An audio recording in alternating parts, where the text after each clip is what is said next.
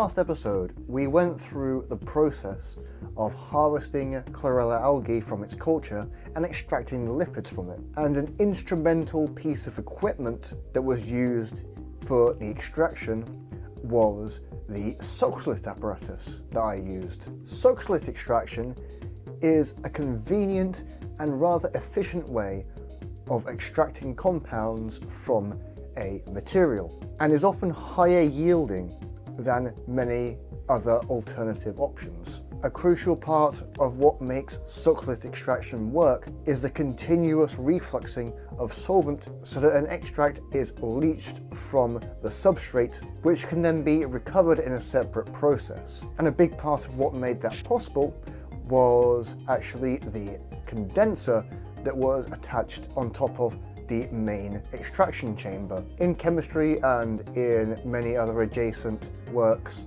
condensers are used everywhere, from extractions and distillations to many other applications. Some use air for cooling, but most are water-cooled. And while this may not be a problem in a lab, for example, in an amateur, DIY or otherwise home setting, this can become a challenge.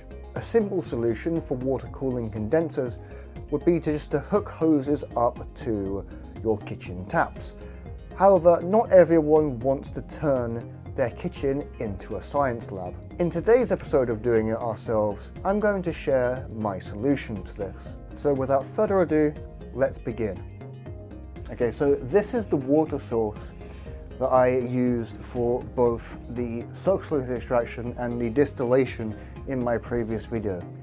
It's pretty simple. It's a 10-litre polypropylene plastic tote with a submersible pump at the bottom, and it's just connected to two hoses that lead out of a cutout that I made at the back. One of the hoses comes from the submersible pump and goes into the condenser. I currently have it hooked up to my Liebig condenser here, and this hose, the outlet from the condenser, drains back into the reservoir. It's a pretty simple design and it's quite effective, at least in my case. Now you might be wondering, Adam, why don't you just use a bucket?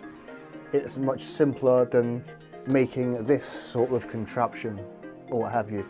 Well, the main feature of using this tote here is that it has a lid that's clipped on, and what that means is this water source is very self-contained and it's very portable and safe to use. If I was just using a bucket with a pump in there and hoses coming out of it, there would be a massive risk of spillage, and I've actually had this happen before off camera one time. So the advantage of this is that because it's self-contained, it's very safe, and you can put it anywhere, you can use it anywhere without any risk of spillage. And as I've said, it's very portable. All you do is just unplug the pump from the outlet. The pump is unplugged, and you can very easily just carry this anywhere with you.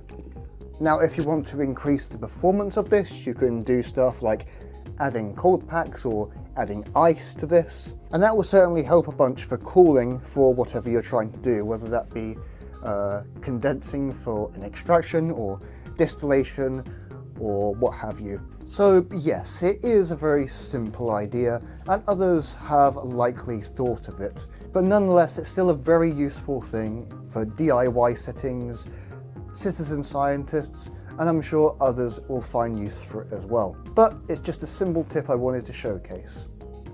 Anyway, thank you very much for watching. Make sure to like and subscribe. Take care, and I'll see you in the next one. Bye for now.